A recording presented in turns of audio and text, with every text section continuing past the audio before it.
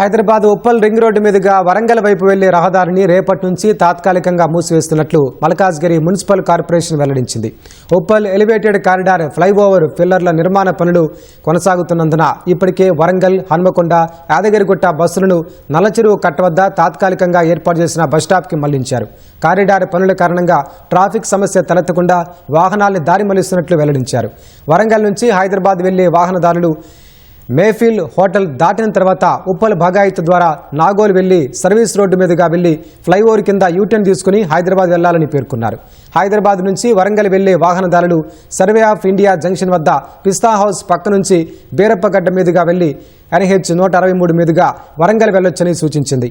ఉప్పల్ భగాయత్ రహదారి ఇరుకుగా ఉన్నందున హైదరాబాద్ వచ్చే వరంగల్ బస్సులు, లారీలు, పెద్ద వాహనాలని ORR నుంచి హైతనగర్ మీదుగా హైదరాబాద్ చేరుకోవాలని, హైదరాబాద్ నుంచి వరంగల్ వెళ్లే వాహనదారులు ఎల్బీ నగర్, హైతనగర్, ORR మీదుగా ఘట్కేసర్ నుంచి వరంగల్ వెళ్లొచ్చని తెలిపింది. ట్రాఫిక్ నియంత్రణ దృష్ట్యా ప్రజలు, వాహనదారులు ట్రాఫిక్ పోలీసులకు సహకరించాలని మల్కాజ్గిరి మున్సిపల్ కార్పొరేషన్ విజ్ఞప్తి చేసింది.